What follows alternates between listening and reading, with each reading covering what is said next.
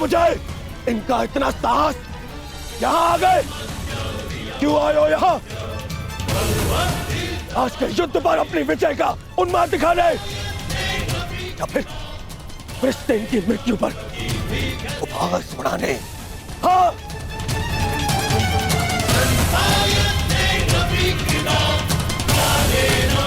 मामा जी, इन्हें कहिए यहाँ से चले जाए, अन्यथा मैं इनका वध कर दूंगा। जाओ यहाँ से।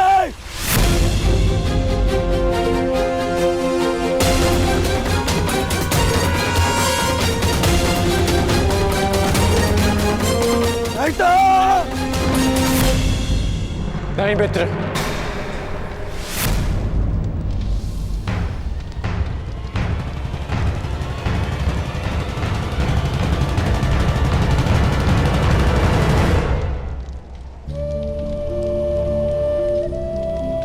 रहने दो इन्हें। मेरा पुत्र वीर गति को प्राप्त हुआ है, उसे शांति से दूसरे लोग जाना।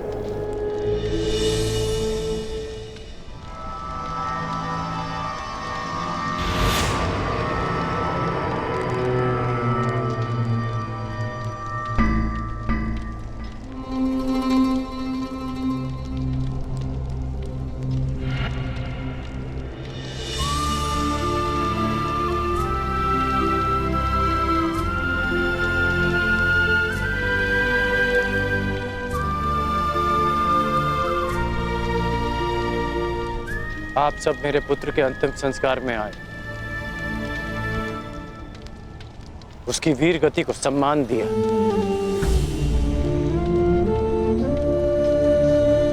उसके लिए आपका बहुत बहुत धन्यवाद।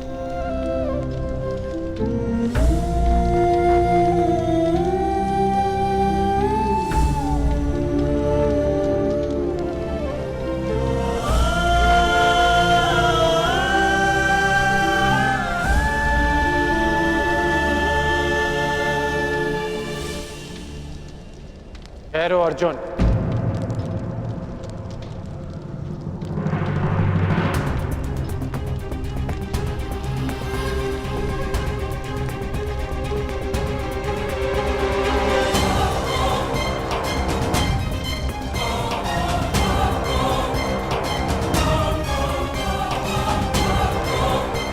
उस दिन की प्रतीक्षा करना जब मैं युद्ध भूमि में प्रवेश करूंगा।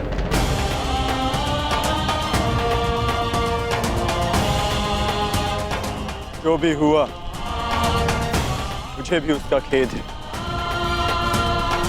मैं भी एक पिता, इसलिए तुम्हारी पीड़ा को भली भांति समझ सकता हूं। मैं ये सब प्रतिशोध लेने के लिए नहीं कह रहा हूं, और ना ही मुझे तुमसे कोई स्पष्टीकरण चाहिए, और ना ही तुम्हारी सहानुभूति। मेरे पुत्र ने अपना कर्तव्य पूर्ण करते हुए अपने प्राण दिए, उसे वो सम्मानित अंत मिला जो हर योद्धा का स्वप्न होता है। मैं ये सब इसलिए कह रहा हूं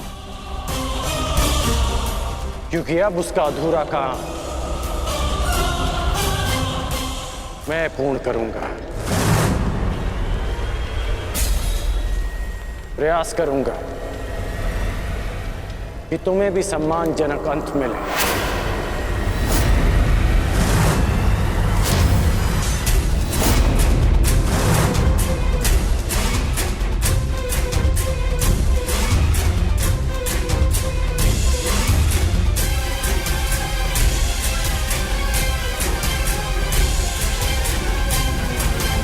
प्रति प्रेम भाव के कारण ही अजवरीश सेन वीर गति को प्राप्त हो गया।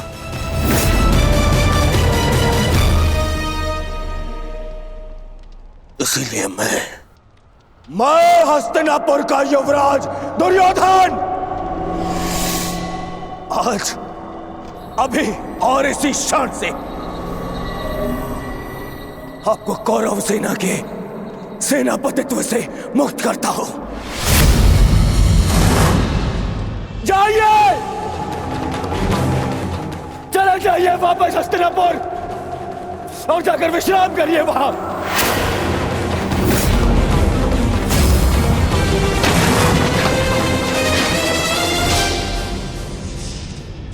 अपने शब्दों पर नियंत्रण रखो दुर्योधन, और अपनी सीमा मत लांघो। सीमा लांघ नहीं रहा हूं, आज तो सीमा बना रहा हूं।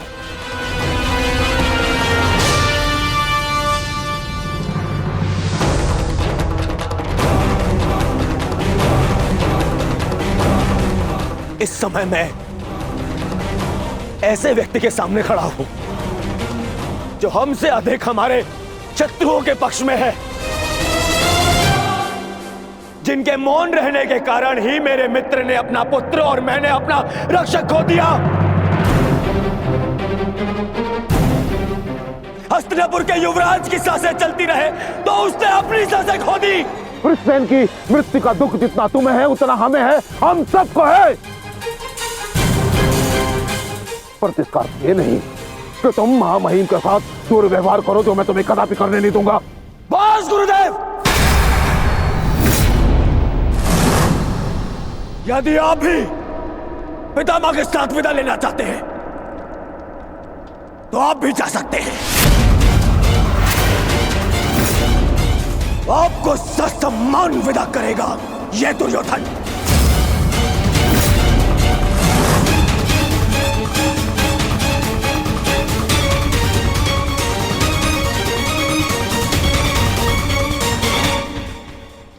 तैयार हो जाओ मित्र, कल से इस युद्ध में तुम अपने मित्र का साथ दोगे। इनसे कहीं अधिक इस युद्ध में मुझे तुम्हारी आवश्यकता है मित्र। दो सहोदर एक दूसरे का रखना भाई, ये उत्तरदायित्व आपको ही लेना होगा ताजश्री। प्राण की रक्षा केवल आप ही कर सकते हैं। कदापि नहीं। जब तक मैं युद्ध भूमि में उपस्थित हूं तब तक अंगराज कर्ण युद्ध भूमि में पद नहीं रखेगा। क्यों मेरा मित्र मेरे साथ में युद्ध में खड़ा नहीं हो सकता? बताइए क्यों? कल को यदि फिर से मेरे प्राणों पर संकट आया, मेरे प्राणों की रक्षा कौन करेगा? मैं करूंगा तुम्हारी रक्षा, शत्रु को तुम्हारे समीप आने नहीं दूंगा।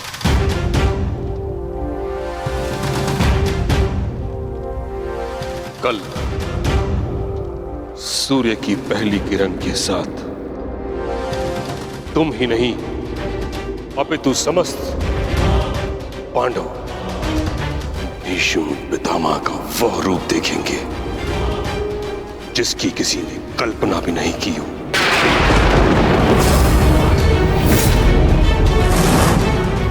यह मेरा वचन है।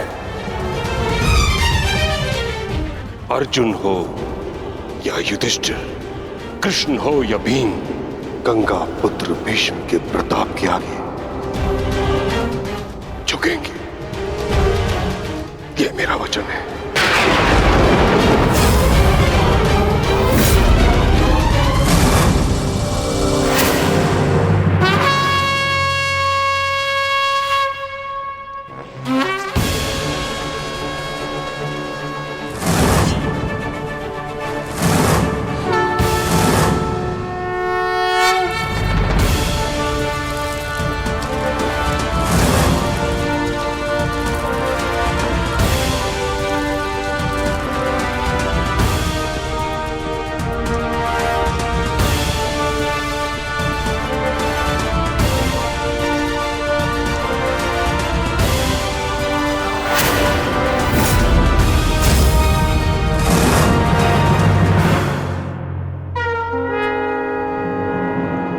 युद्ध का चौथा दिन।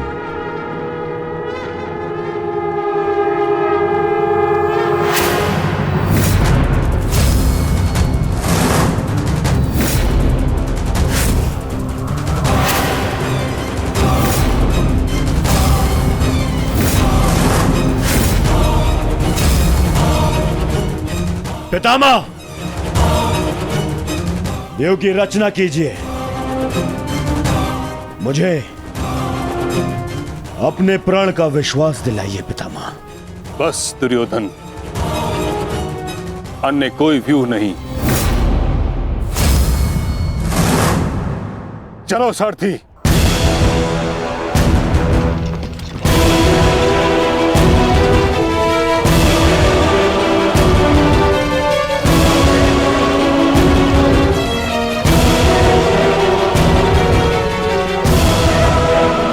ये तो अच्छा संकेत है माता। प्रतीत होता है कि पितामह इस नरसंहार को समाप्त करना चाहते हैं, इस युद्ध पर विराम चाहते हैं। गंगा पुत्र इस महायुद्ध पर विराम अवश्य लगाना चाहते हैं, परंतु अपने सभी शत्रुओं का अंत करने के पश्चात।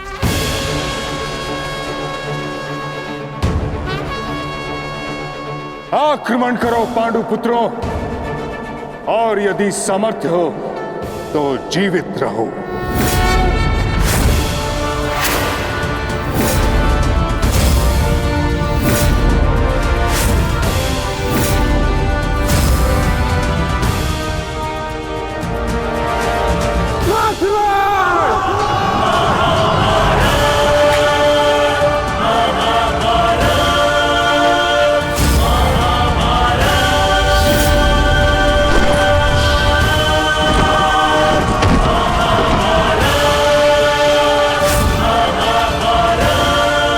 क्या कर रहे पितामह? कभी कभी कर्तव्य की चेतना आकांक्षाओं के स्वप्न पर हावी हो जाती।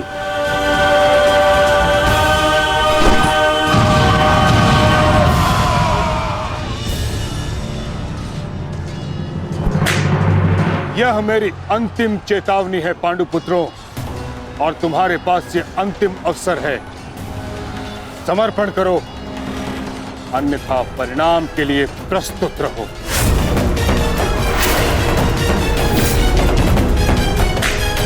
यदि समर्पण नहीं किया तो ऐसा संहार देखने को मिलेगा कि जिसकी आशा भी नहीं की होगी तुमने।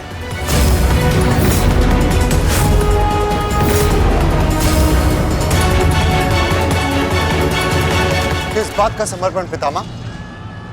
किस बात का समर्पण? आप भली भांति जानते हैं कि इस युद्ध के अलावा हमारे पास और कोई विकल्प नहीं, और यही युद्ध हमें हमारा अधिकार और न्याय दिलाएगा। तो ठीक है, अपने इस निर्णय का परिणाम भुगतने के लिए तत्पर हो जाओ।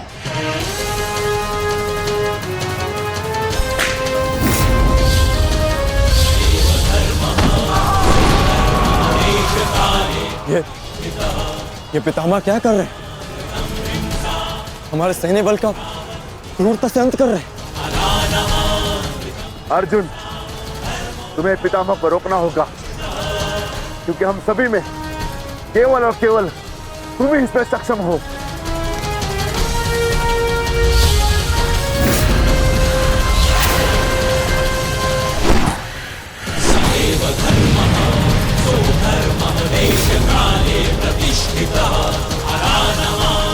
अर्जुन,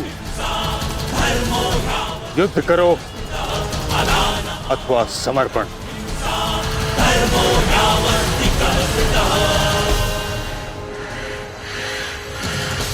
तुम्हारे मौन ने मुझे उत्तर दे दिया।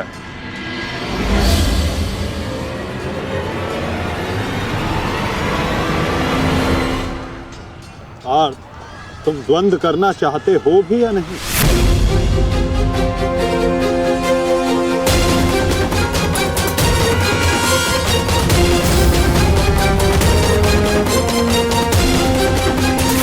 तुम्हारे मौन ने मुझे उत्तर दे दिया। उचित होगा पितामह कि आप अपनी ओर से कौरवों को भी आक्रमण करने की अनुमति दीजिए, क्योंकि आप तो मेरे साथ द्वंद्व में व्यस्त होने वाले हैं। मेरी ओर से लड़ रहे योद्धाओं का अपमान मत कीजिए पितामह। ठीक है अर्जुन,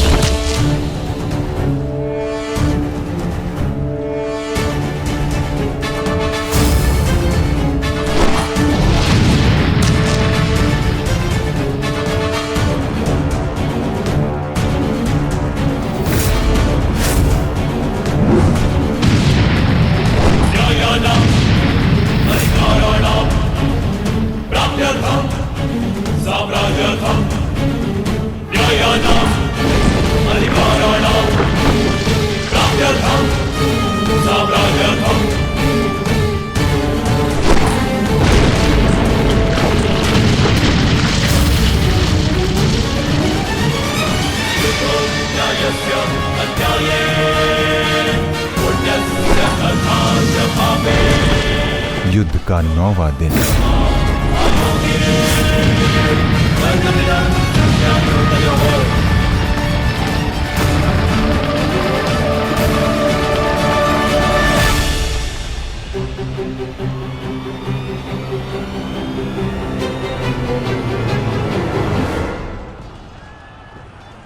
माधव, ये पितामह तो भ्राता युधिष्ठिर की ओर अपना रथ लेकर जा रहे हैं। भ्राता युधिष्ठिर संकट में है माधव, हमें शीघ्र कुछ करना होगा।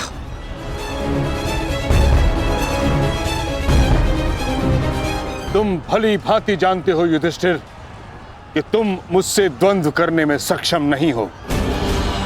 इस कारणवश अपने सैनिकों की आहुति देना बंद करो, समर्पण कर दो।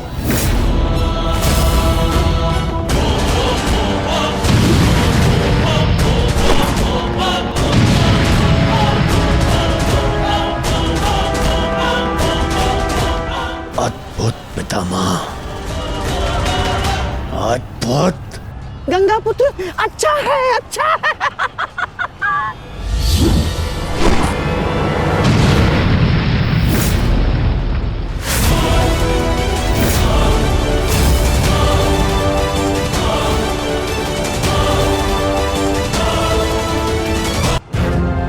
मेरे मार्ग से हट जाओ।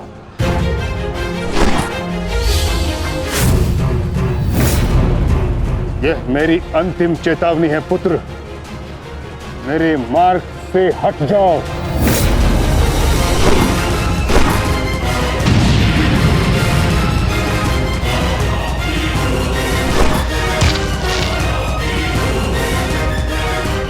समर्पण करो।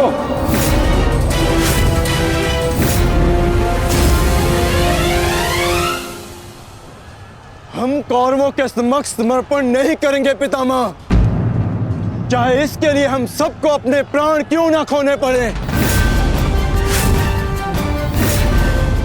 जब तक शरीर में अंतिम श्वास है, जब तक शरीर में रक्त की अंतिम बूंद है, हम समर्पण नहीं करेंगे पितामह, और ना ही हम रुकेंगे।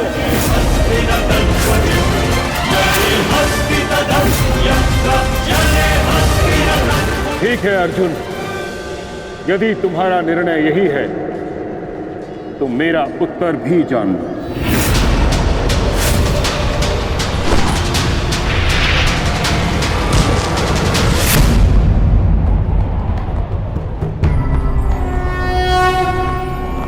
यदा यदा धर्मस्य गंगापुत्र, गंगापुत्र,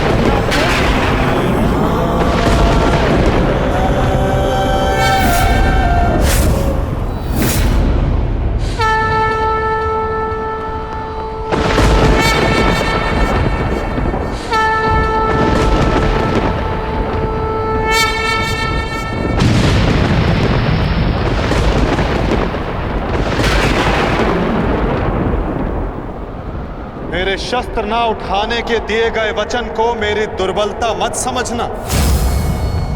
स्मरण रखिए कि समय के साथ वचन के अर्थ का उत्थान ना होना धर्म नहीं, अधर्म होता है।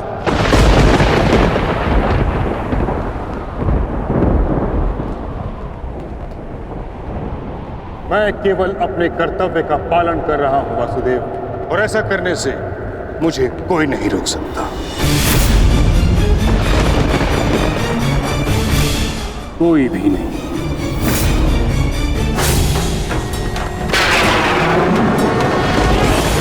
शांति का मैत्री का प्रयास भी विकास ना समझ सके तो पाए नाश ही। अबोध पे प्रहार से हुआ विकास ने एक कर्ण रुद्र सब दानव का विनाश भी।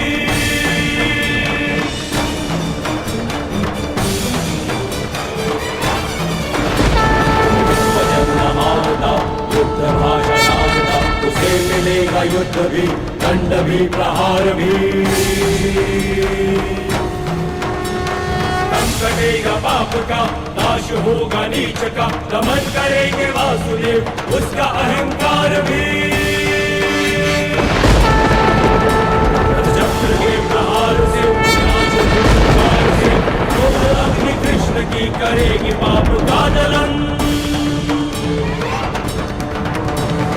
पाप से गति धरा राही मां पुकारती, ईश द्वार का अपना प्राण मांगती।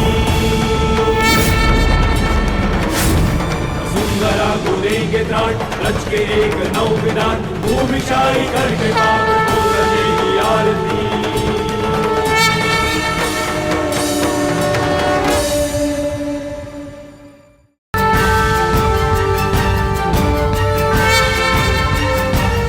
धर्म स्थापना के मार्ग पर आगे बढ़िए वासुदेव, अंत कर दीजिए मेरे इस जीवन का।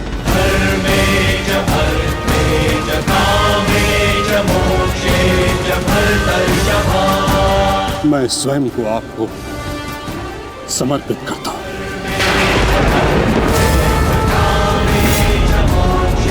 क्योंकि ना तो पांडव मेरे प्राण लेने में सक्षम है और ना ही मैं उन्हें मार पाऊंगा। मैंने सदैव धर्म का पालन किया, कभी अधर्म नहीं किया। यदि कोई अधर्म हुआ तो केवल ये कि मैंने आपको प्रतिज्ञा तोड़ने पर विवश किया। यदि आपको ऐसा लगता है कि आपने कोई अधर्म नहीं किया, तो यह आपकी सबसे बड़ी भूल है गंगा पुत्र। अवश्य आपने सदैव धर्म का पालन किया गंगा पुत्र, किंतु केवल अपने लिए, अपने वचनों के लिए। और यही आपका सबसे बड़ा अधर्म है। क्योंकि जिसके पास शक्ति हो उसे स्वयं के लिए नहीं, संसार के लिए उत्तरदायी होना चाहिए। और जो आप नहीं हो पाए गंगा पुत्र।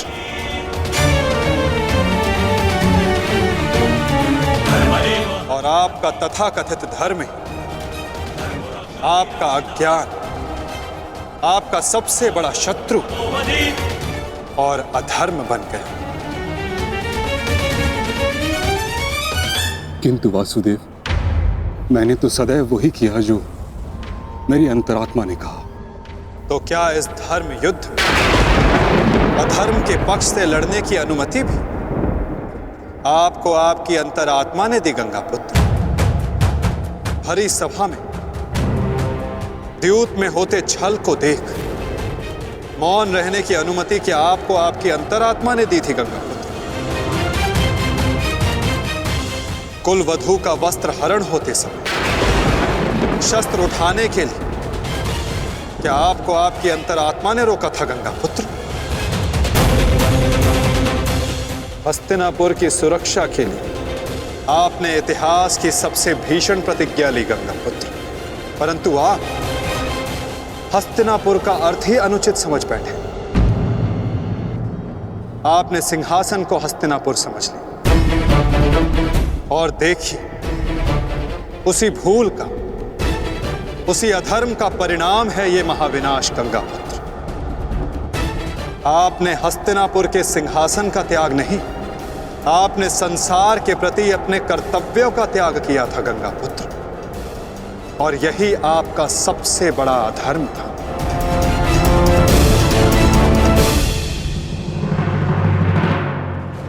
परिवर्तन ही संसार का नियम है गंगा पुत्र।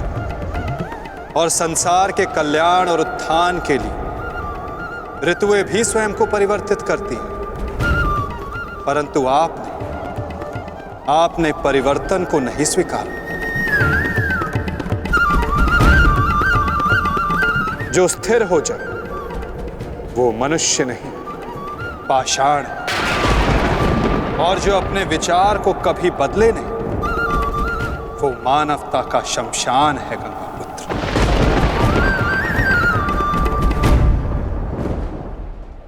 अपने कर्म के प्रति सजग ना रहना सबसे बड़ा अधर्म होता जो आपने किया गंगा पुत्र। और यही इस महायुद्ध, इस महाभारत के होने का कारण बना।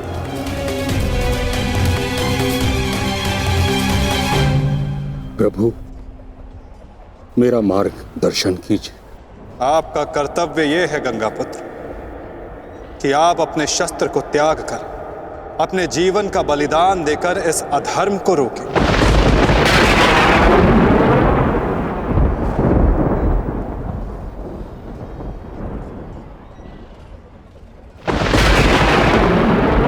ठीक कहा वासुदेव। कदाचित मेरा अंत ही इस समस्या का समाधान है। आज जबकि मुझे अपनी भूल का भान हो गया है, मैं अपना प्रारब्ध स्वीकार करने के लिए तैयार हूं।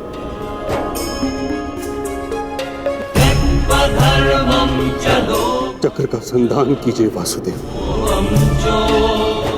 और मुझे मृत्यु का सौभाग्य देने की कृपा कीजिए।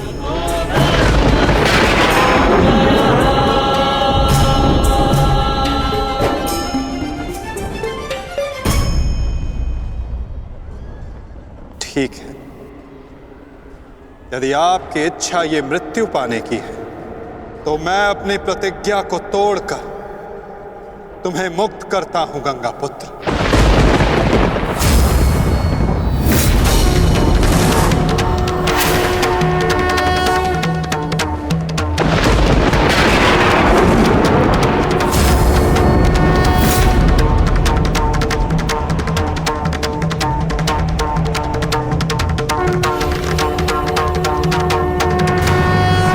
नहीं माधव, आपने इस धर्म युद्ध का बीड़ा उठाया है, वचन तोड़कर उसे कलंकित मत कीजिए। मैं नहीं चाहता कि आप पर कोई उंगली उठे। नहीं पार्थ, मेरी प्रतिज्ञा टूटने की अपेक्षा से अधिक महत्वपूर्ण धर्म की स्थापना है।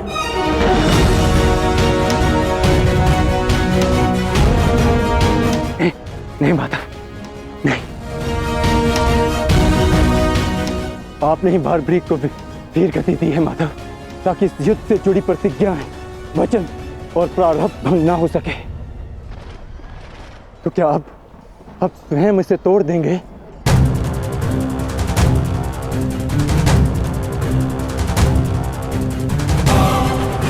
आप मुझे एक अवसर और दीजिए माधव, मैं अपने संपूर्ण मनोबल और कौशल से यह युद्ध करूंगा। जब तक मेरे शरीर में रक्त की एक बूंद भी बहेगी, मैं अपने मन में भावनाओं को नहीं बहने दूंगा माधव।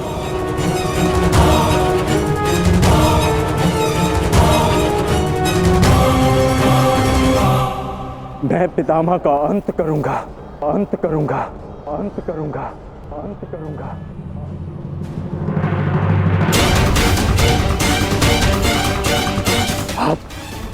आप ये चक्र छोड़ दीजिए माधव, आप ये चक्र छोड़ दीजिए।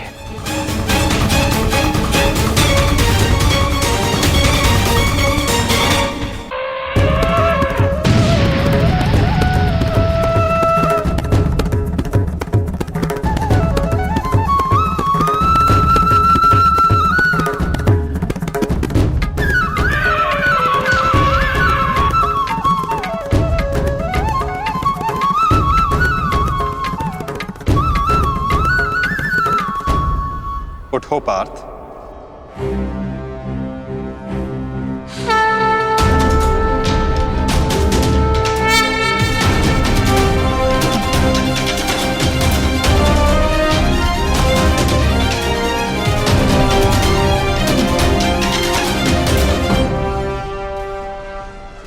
आपके हाथों मोक्ष पाना कदाचित मेरे भाग्य में नहीं वासुदेव।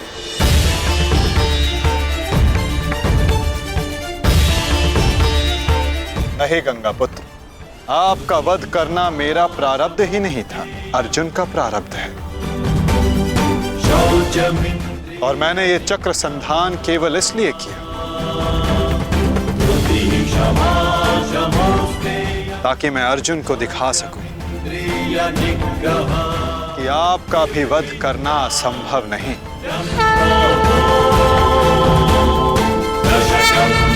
धर्मलक्षणम् निर्विद्या सत्यं क्रोधो दशकं धर्मलक्षणम् दशकं धर्मलक्षणम्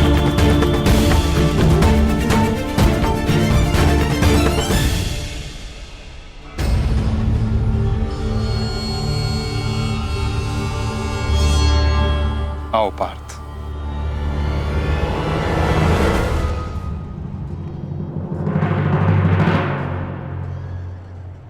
पुत्र अर्जुन, युद्ध आरंभ करें। मैं सज्ज हूं पितामह।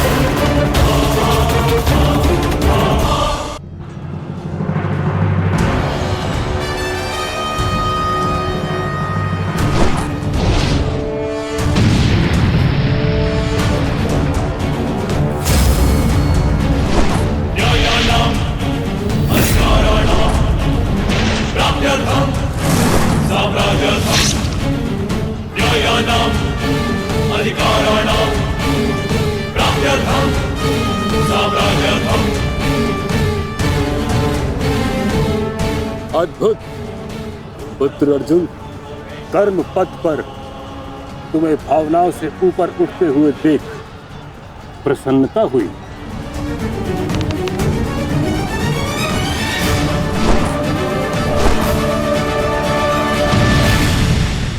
जब तक महामहिम के हाथ में शस्त्र हैं, उनके प्रहार की धारा कोई नहीं रोक सकता और ना ही उन्हें कोई निरस्त्र कर सकता है।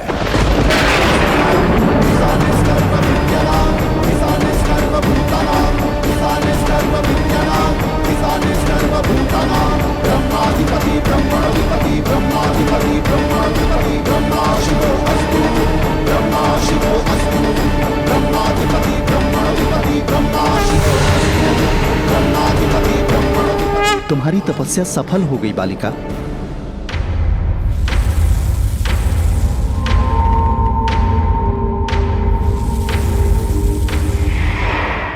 मांगो, क्या मांगना चाहती हो?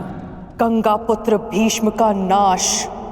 किंतु गंगा पुत्र का वध मेरे वश में भी नहीं है शिखंडिनी। परंतु अपने जीवन का अंत तो मेरे वश में है ना। 2 बार मैं अपना जीवन त्याग कर चुकी हूं। इस बार भी मैं फिर जन्म लूंगी और अगले जन्म में भीष्म का अंत करने आऊंगी।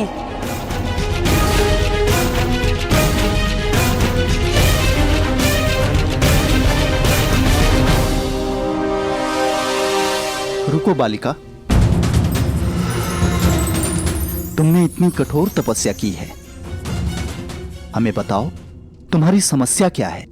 समस्या ये है यक्षराज कि मैं भीष्म का वध अपने हाथों से करना चाहती हूँ, किंतु मैं स्त्री हूं, इसलिए उस पाखंडी ने मुझे युद्ध में सम्मिलित होने से रोक दिया।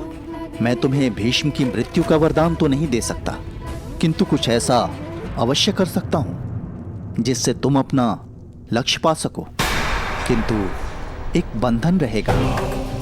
मेरे लिए केवल भीष्म की मृत्यु महत्व रखती है और कुछ नहीं। हाँ कहने से पूर्व मेरी पूरी बात सुनो बालिका, उसके पश्चात निर्णय लेना।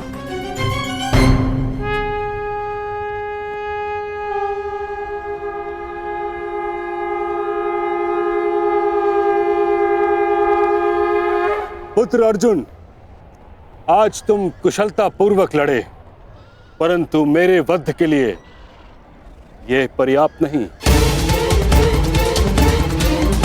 हाँ, क्योंकि महामहिम के पास तुम सबके नाश के लिए पर्याप्त अस्त्र है धनुर्धारी अर्जुन।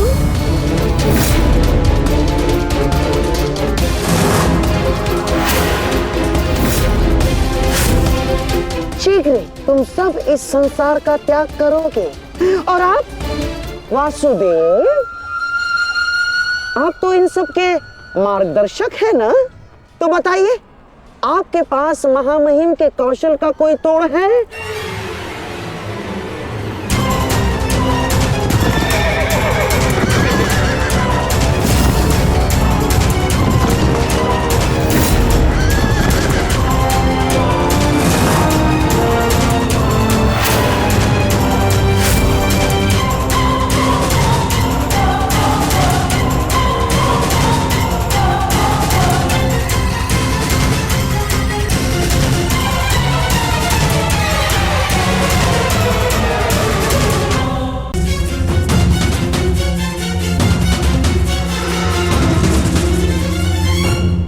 कौन हो तुम? मैं इस युद्ध का अंत हूं। मैं भीष्म की मृत्यु हूं। देवी शिखंडिनी,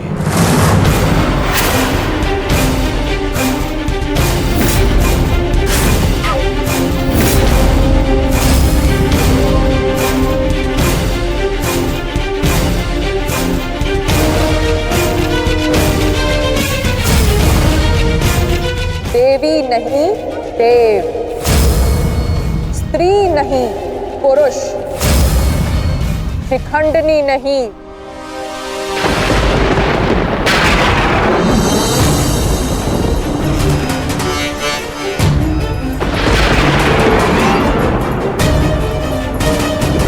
शिखंडी।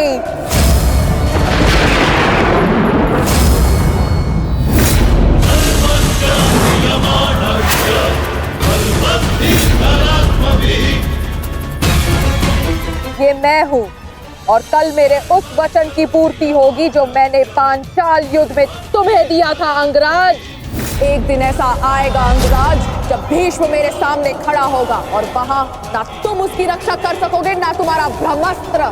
स्मरण रखना, एक महायुद्ध होगा, महाविनाश होगा और उस विनाश को तुम भी नहीं रोक पाओगे।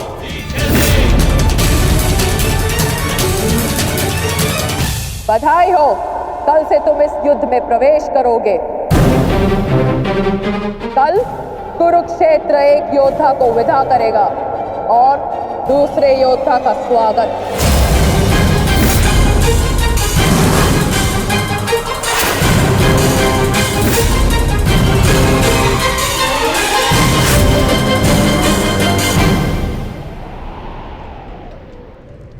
जो भी होता है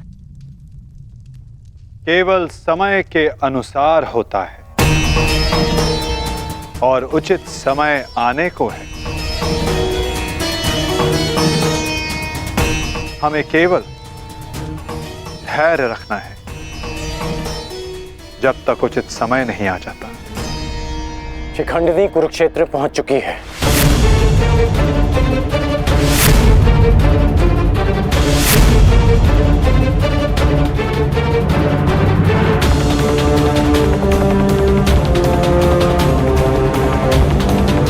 शिखंडिनी के आगमन में आपकी संभावित मृत्यु छिपी है, फिर भी आप मुस्कुरा रहे हैं।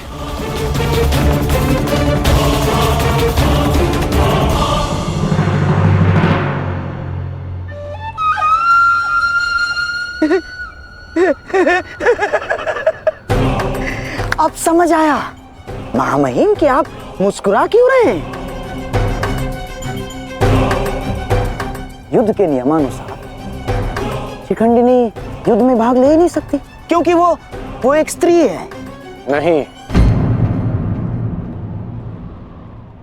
वो स्त्री नहीं पुरुष है।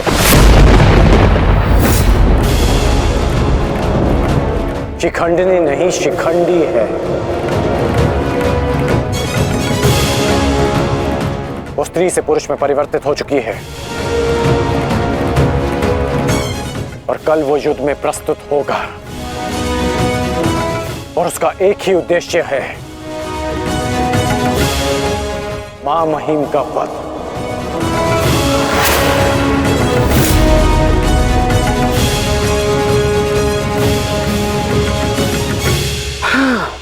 एक स्त्री अपने प्रतिशोध की आग के चलते पुरुष बन गई। अद्भुत। भला भला ये कैसे संभव हुआ? कैसे हुआ वो छोड़िए मामा श्री, अब ये बताइए कि करना क्या है।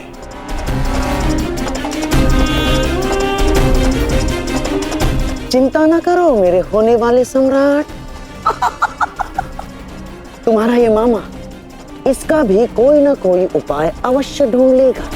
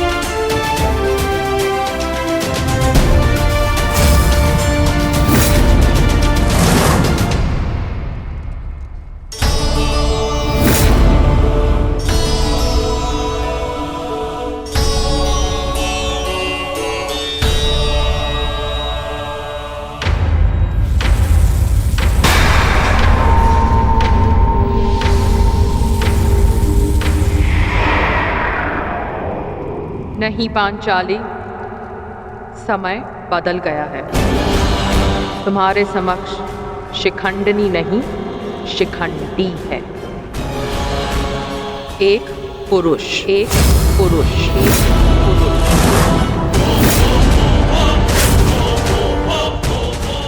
और तुम्हें पर पुरुष का स्पर्श करने की अनुमति नहीं है।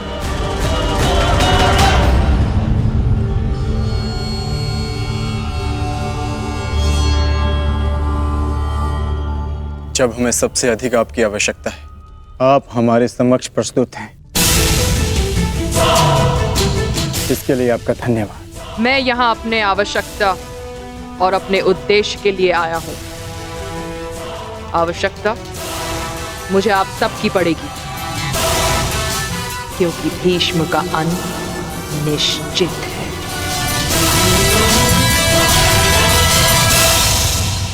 ये मेरा वचन है, हम आपका पूर्ण रूप से समर्थन करेंगे, फिर चाहे कुछ भी हो जाए।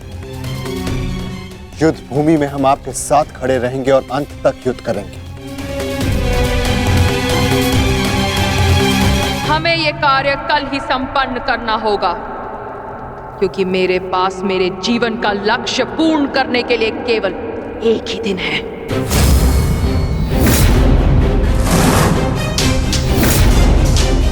केवल एक दिन? परंतु क्यों? तुम्हारी समस्या ये है कि तुम एक स्त्री हो, जिस कारण तुम भीष्म से द्वंद्व नहीं कर सकती। मैं तुम्हें पुरुष बनने का वरदान देता हूं,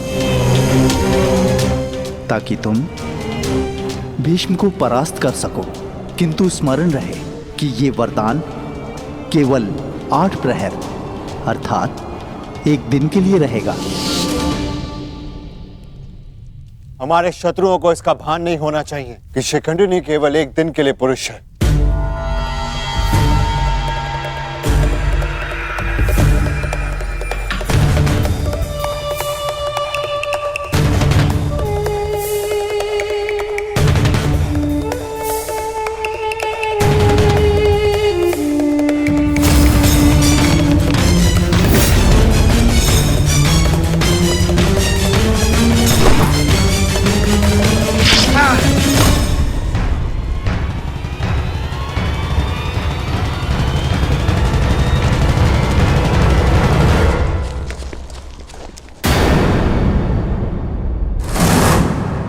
अपने वेश से ये गंधा का निवासी प्रतीत होता है। अर्थात ये मामा शकुनी का गुप्तचर था। सौभाग्य ये कि यहाँ से जीवित नहीं जा सका। किंतु इस गुप्तचर का संदेश शत्रु तक पहुंच चुका है पार्थ।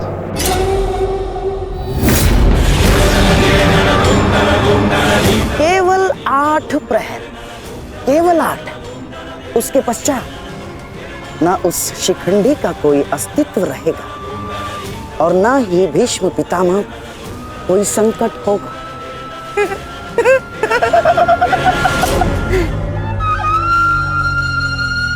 क्या होगा यदि तुम्हारे पितामह कल युद्ध भूमि में प्रस्तुत ही ना हो तो?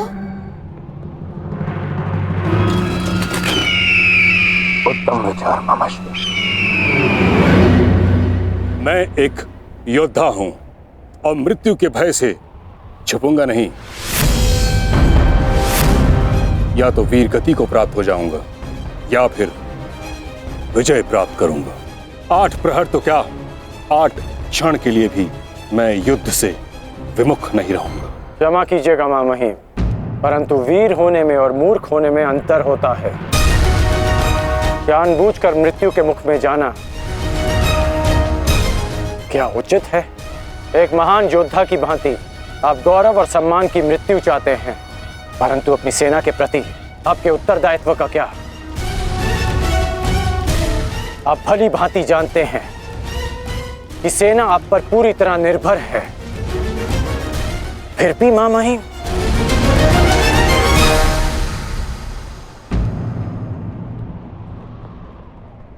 अंगराज ठीक कह रहे हैं पितामह।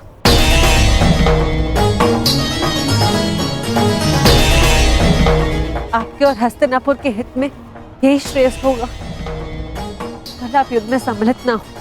कुंती पुत्री, ये जानते हुए भी कि तुम हस्तिनापुर में अपने शत्रुओं से घिरी हुई हो, तुमने यहां रहने का निर्णय क्यों लिया?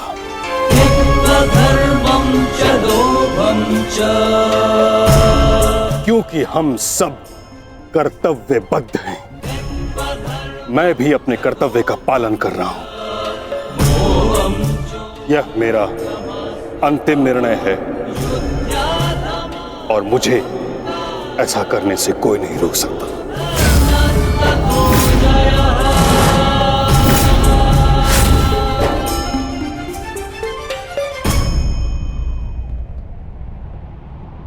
मित्र, चाहे कुछ भी हो जाए, कल तुम्हें पितामह की रक्षा करनी होगी। हम अवश्य पितामह की रक्षा करेंगे, किंतु इससे पूर्व ये अधिक महत्वपूर्ण है अंगराज, हमारी समस्या का अंत होना। हमें समय मिलते ही शिखंडी का वध करना होगा। उसके पश्चात हमें इस युद्ध में विजय पाने से कोई नहीं रोक सकता।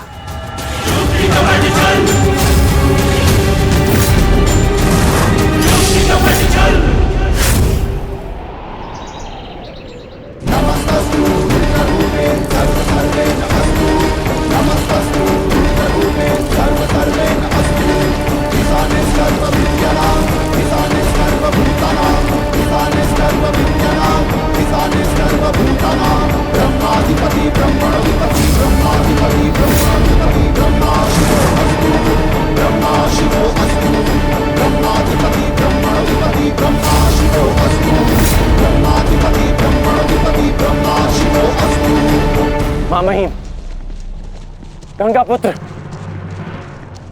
आप ऐसा क्यों कर रहे हैं? मैं केवल अपने धर्म का पालन कर रहा हूं। मैंने सदैव यही किया है।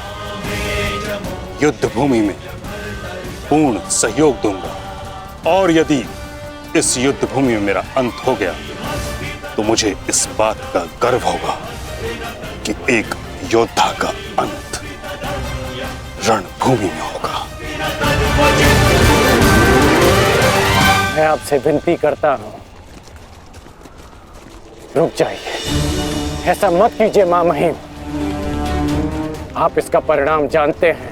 रुक जाइए महामहिम। आपको वचन देने के कारण मैं 9 दिनों तक रणभूमि से दूर रहा, क्योंकि मुझे लगता था कि आप जो भी निर्णय लेंगे वो हस्तिनापुर और हमारी सेना के हित में होगा।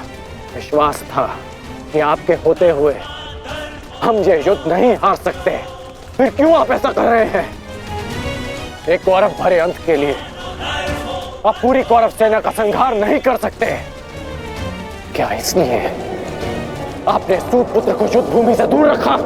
यदि तुम्हें ऐसा लगता है तो ठीक है। सूत पुत्र कर्ण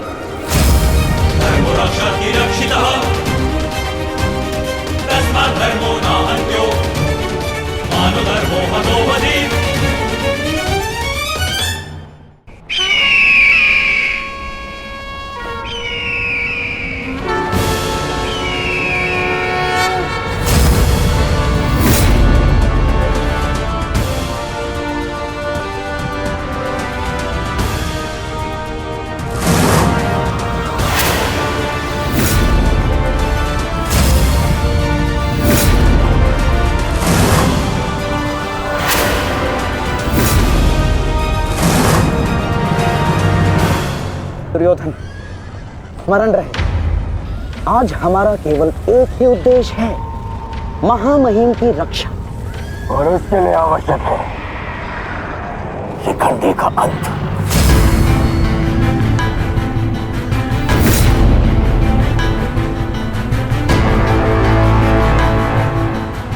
आज मैं शिखंडिनी का कवच बनकर उनकी रक्षा करूंगा। चाहे कुछ भी हो जाए, हमें शिखंडिनी को पितामह तक पहुंचाना ही होगा। स्मरण रखना पार्थ, किसी के जीवन का उद्देश्य पूर्ण करने में उसकी सहायता करने से अधिक पुण्य और आनंद किसी और कार्य में नहीं आता। और मुझे पूर्ण विश्वास है कि तुम पूर्ण रूप से अपना कार्य पूरा करोगे पार्थ।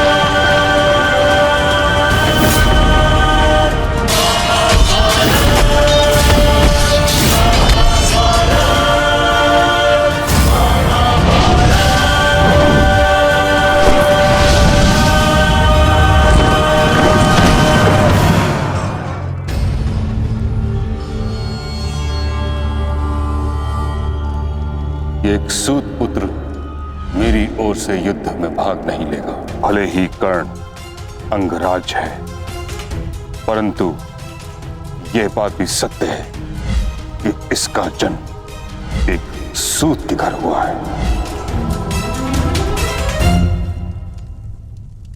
पुत्र,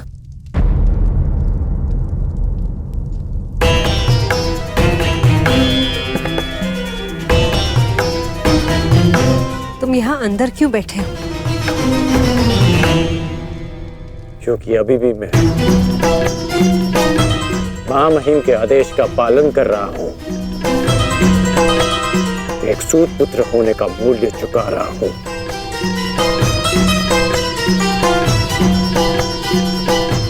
अर्थात तुम पितामह को अभी भी नहीं समझ पाए कर्णपुत्र। उन्होंने तुम्हें युद्ध में भाग लेने से इसलिए नहीं रोका क्योंकि तुम एक सूत पुत्र हो, इसलिए रोका क्योंकि वो जानते हैं कि तुम मेरे पुत्र हो।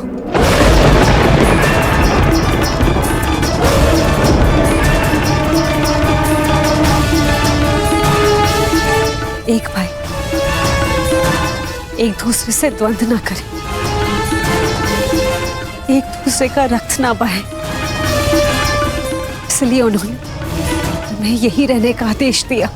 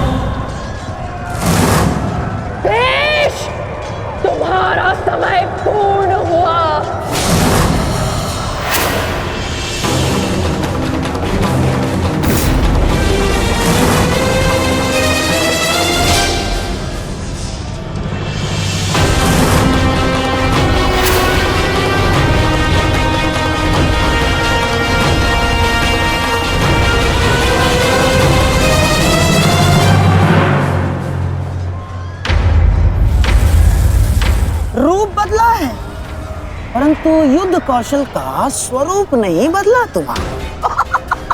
अब देखना यह है कि पुरुष बनकर कुछ पौरुष बचा भी है या नहीं। पुरुष के भांति लड़ सकते हो या नहीं। माधव, हमें शीघ्र अतिशीघ्र शिखंडी तक पहुंचना होगा।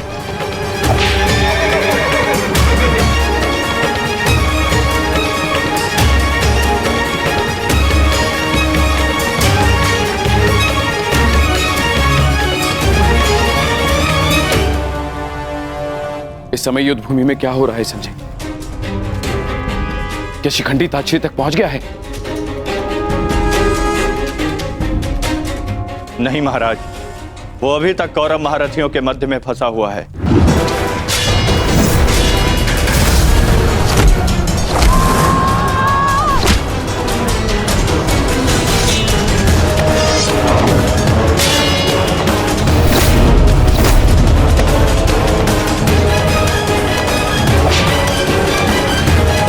शिखंडी है कहां? कितना समझाया था फिर भी ये यूं तोड़कर कहां चला गया शिखंडी?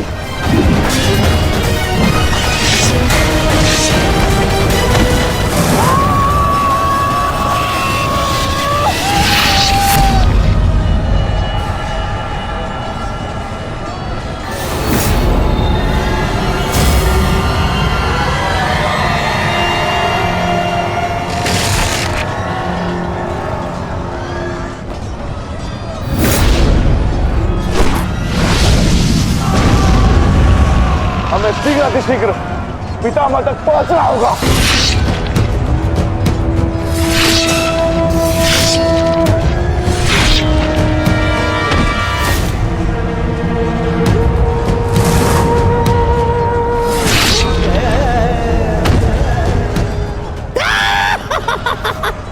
पितामह की सबसे बड़ी बाधा का अंत हुआ।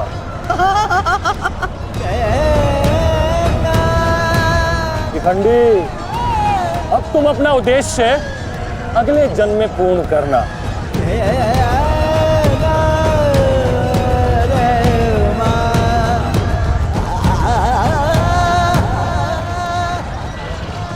आधा दिन बीत चुका है माधव, किंतु शिखंडी कहीं नहीं दिख रहा। हम कौरवों के मध्य में खड़े हैं माधव, अब हम क्या करें? तुम शिखंडी की चिंता मत करो पार्थ। शिखंडी केवल पितामह को शस्त्र त्यागने पर विवश करेंगे। वास्तविक कार्य तो तुम पांचों भाइयों का है पार्थ।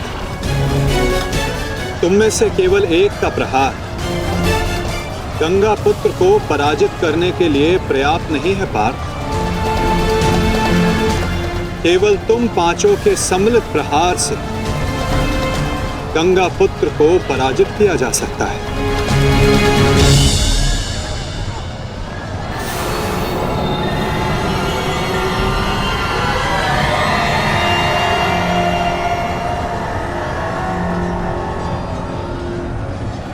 आओ पुत्रों, मैं तुम्हारी ही प्रतीक्षा कर रहा था।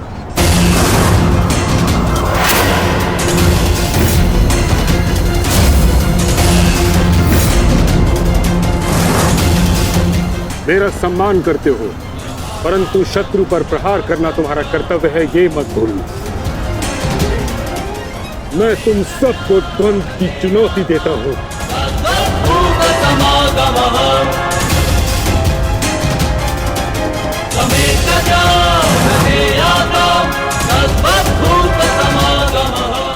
तुम पांचों मिलकर मेरा अंत कर सकते हो।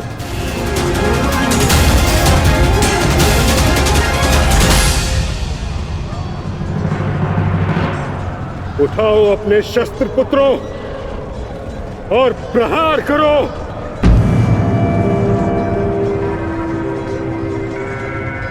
यह तुम्हारे पितामह का आदेश है।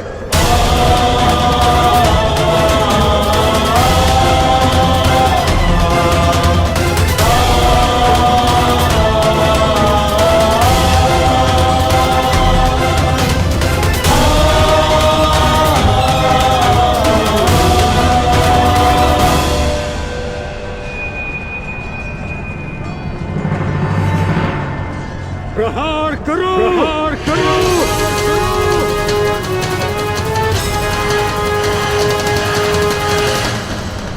सएव धर्मः सोधर्मः देशकाले प्रतिष्ठितः अनानः हिंसा धर्मो यावत्तिकः स्थितः अनानः हिंसा धर्मो यावत्तिकः स्थितः।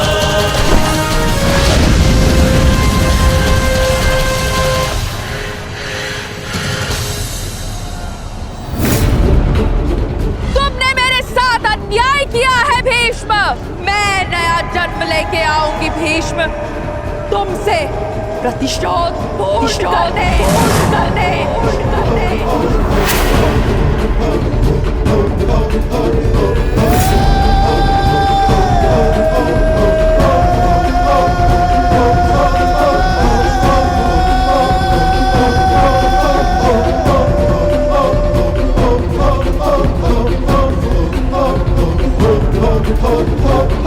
भीष्म की मृत्यु से पहले मैं खुद की मृत्यु को हावी नहीं होने दे सकता।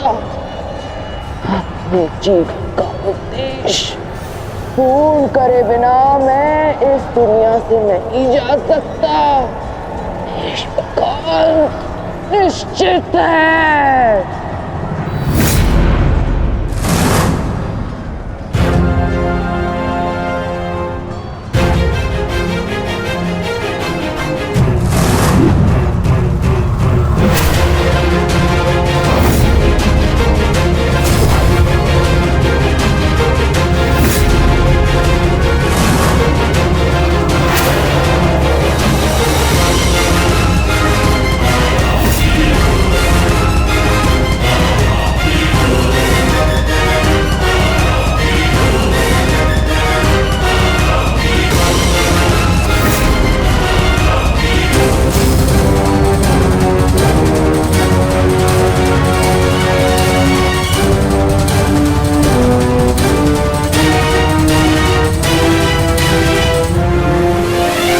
प्रहार करो पुत्रों।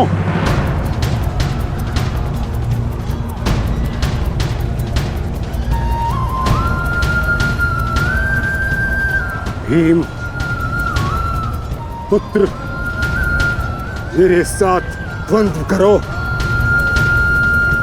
इसके बाद तुम्हें मुझसे द्वंद्व करने का अवसर नहीं मिलेगा।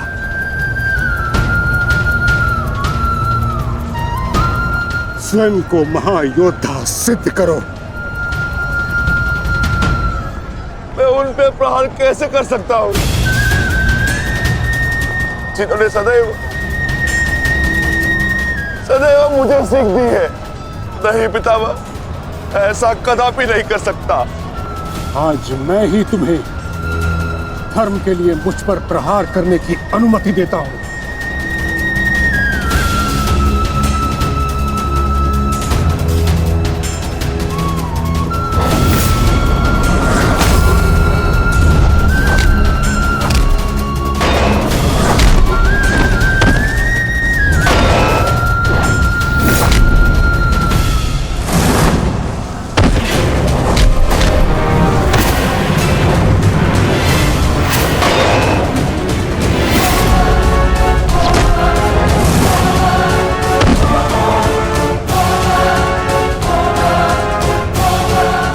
प्रहार करो पुत्रों, हार मत मानो।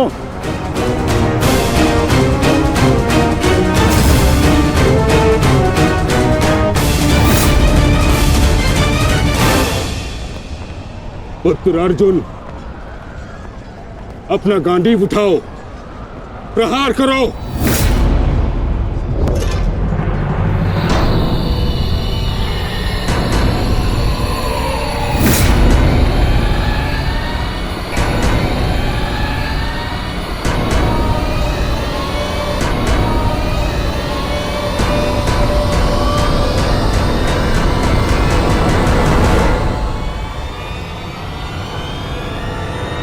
मेरा वचन है अंबा देवी, जब भी तुम मेरा काल बन के मेरे सामने आओगी, मैं तुम्हारे समक्ष अपने शस्त्र, अपने त्याग दूंगा, अपने त्याग दूंगा, अपने त्याग दूंगा।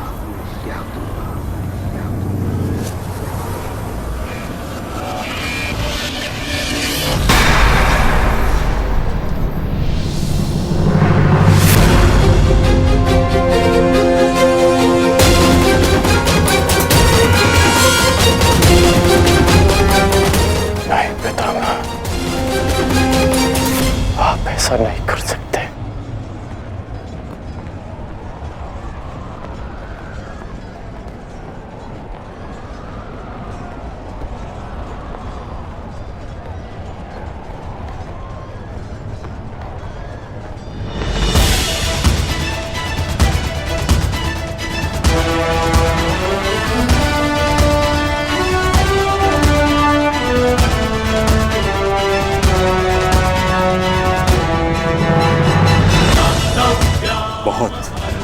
विलंब कर दिया आपने आने में, अम्बा देवी। कितने वर्षों से मैं आपकी प्रतीक्षा कर रहा हूं, अब और प्रतीक्षा नहीं होती।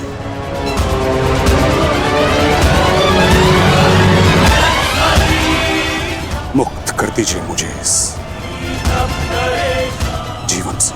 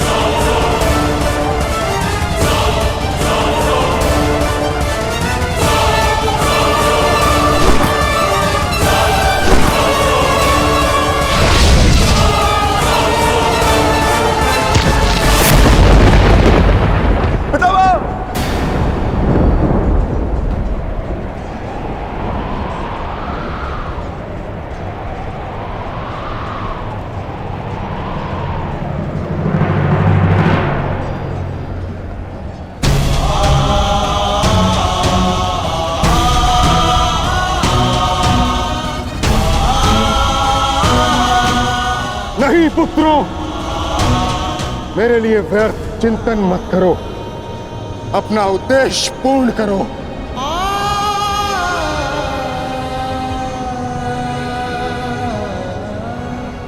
कर्म करो, प्रहार करो।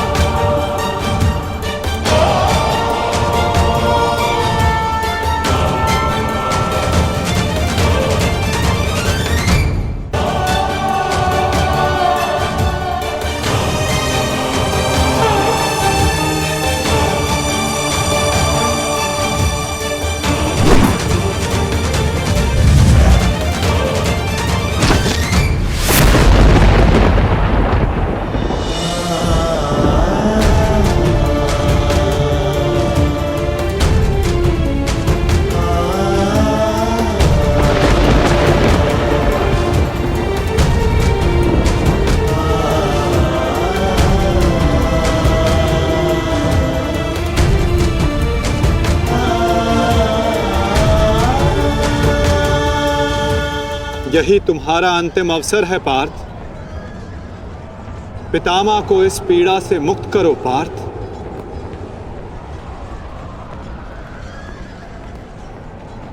प्रहार करो पार्थ। मुझे मुक्ति दो पुत्रों।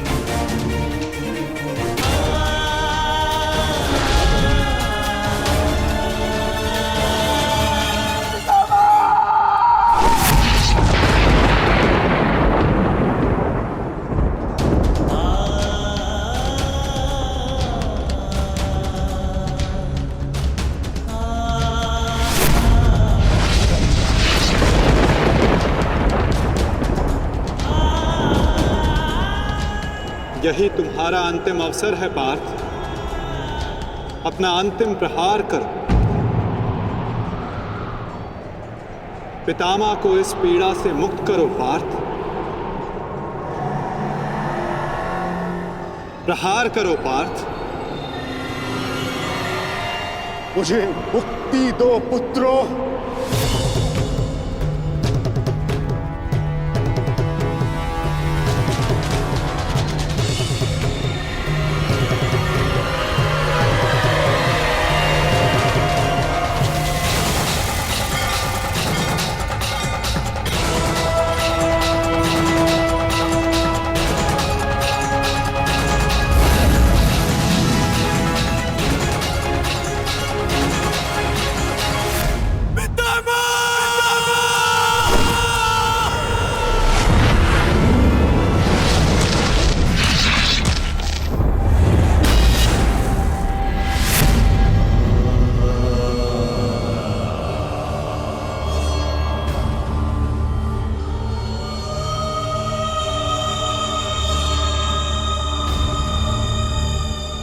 नहीं पितामह,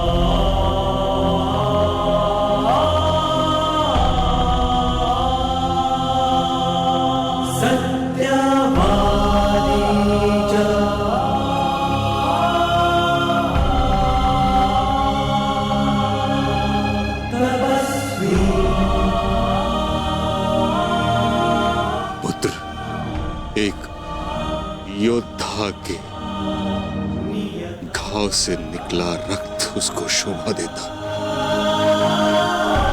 आंखों से अश्रु नहीं।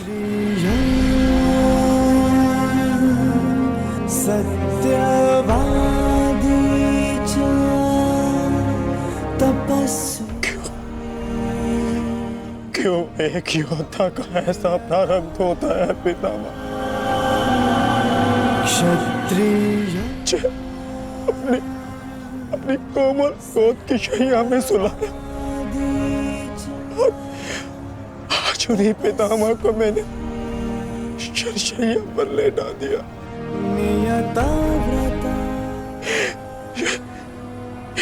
ये क्या अनर्थ कर दिया मैंने, ये क्या अनर्थ कर दिया मैंने।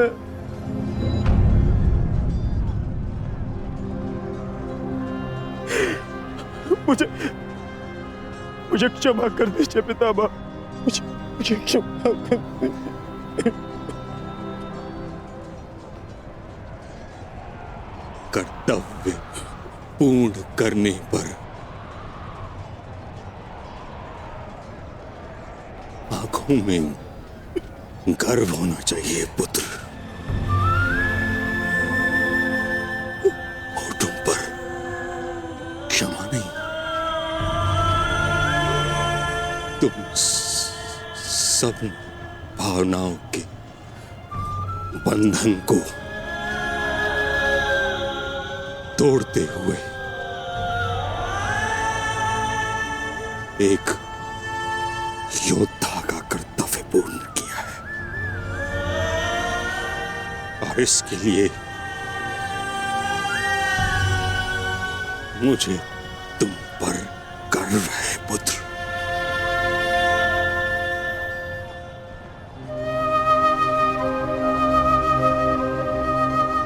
एक बात सदैव स्मरण रखना पुत्रों, परिस्थिति चाहे जो हो, सदैव